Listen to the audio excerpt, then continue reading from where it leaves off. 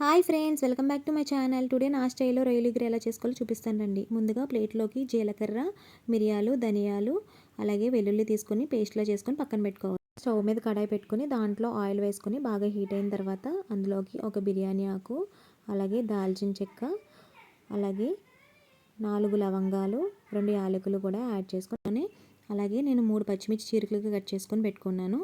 ఆ పచ్చిమిర్చి కూడా యాడ్ చేసుకోవాలి. ఇప్పుడు దీంట్లోకి కొంచెం కరివేపాకు కూడా యాడ్ చేసుకోవాలి. చూడండి, కరివేపాకు యాడ్ చేసుకున్నాం కదా. ఇప్పుడు నేను ఆల్రెడీ 2 ఉల్లిపాయలు తీసుకొని అవి ముక్కలుగా కట్ చేసి పెట్టుకున్నాను. కప్పు ఉల్లిపాయ ముక్కలు తీసుకొని దాంట్లో యాడ్ చేసుకోవాలి. ఇదంతా గోల్డెన్ కలర్ వచ్చేంత వరకు ఉల్లిపాయలు బాగా ఫ్రై అవ్వాలి. ఇందులోనే రుచికి తగినంత సాల్ట్ కూడా యాడ్ చేసుకోవాలన్నమాట. రుచికి తగినంత సాల్ట్ కూడా యాడ్ చేసుకోవాలి. ముందుగానే రొయ్యలు తీసుకొని వాటికి ఉప్పు, కారం, పసుపు, అల్లం వెల్లుల్లి పేస్ట్, ధనియాల పౌడర్, గరం మసాలా కూడా వేసుకొని బాగా బాయిల్ చేసి పక్కన పెట్టుకున్నాను అనమాట. చూడండి, ఇప్పుడు ఇదంతా ఫ్రై అయింది కదా. చూడండి, నేను ఆల్రెడీ ముందుగా బాయిల్ చేసి పెట్టుకున్న ప్రాన్ అనమాట. ఇప్పుడు నేను టమాటాలు పెద్దవైతే 2, చిన్నవైతే 3 టమాటాలు తీసుకొని ఇలా మిక్సీలో వేసుకొని, అలాగే కొత్తిమీర కూడా యాడ్ చేసుకొని బాగా పేస్ట్ చేసుకోవాలి. చూడండి, పేస్ట్ అంతా ఇలా అయింది కదా. ఇప్పుడు ఆనియన్స్ ఆల్రెడీ బాగా ఫ్రై అవుతున్నాయి కదా. ఇప్పుడు ఇందులోకి ముందుగా పేస్ట్ చేసి పెట్టుకున్నాం కదా, ధనియాలు, జీలకర్ర, ఇదంతా పేస్ట్ అంతా దాంట్లో వేసుకొని ఒకసారి అదంతా బాగా కలుపుకోవాలన్నమాట.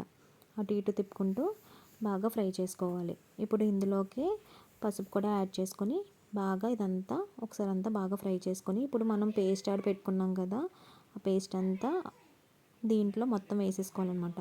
మొత్తం అంతా వేసుకొని ఒకసారి అంతా అటు ఇటు బాగా తిప్పుకోవాలన్నమాట.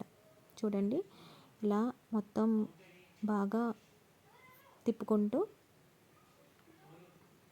అలా చేసుకోవాలన్నమాట. ఇప్పుడు ఇదంతా ఆయిల్ అంతా పైకి వచ్చేయాలన్నమాట. చూడండి, ఆయిల్ అంతా పైకి వచ్చింది కదా. ఇప్పుడు దీంట్లోనే కారం కూడా యాడ్ చేసుకుని, నేను 3 టేబుల్ స్పూన్స్ కారం వేసుకున్నాను. కారం కూడా యాడ్ చేసుకొని ఇదంతా బాగా ఒకసారి అటు ఇటు కలుపుకోవాలన్నమాట. చూడండి, ఇదంతా బాగా కలుపుకున్న తర్వాత దీంట్లోకి ఇప్పుడు ముందుగా ప్రాన్ పక్కన పెట్టుకున్నాం కదా, బాయిల్ చేసిన ప్రాన్ కూడా దీంట్లో యాడ్ చేసుకొని ఒకసారి మొత్తం అంతా కలుపుకోవాలన్నమాట. ఇదంతా బాగా కలుపుకున్న తర్వాత చూడండి, మొత్తం ఈ ప్రాన్ అంతా కలుపుకున్న తర్వాత ఇప్పుడు దీంట్లో 1 కప్పు వాటర్ తీసుకొని దాంట్లో యాడ్ చేసుకోవాలి. ఇప్పుడు ఒకసారి అంతా మొత్తం అంతా ఇలా కలుపుకొని లిడ్ పెట్టేసుకోవడమే.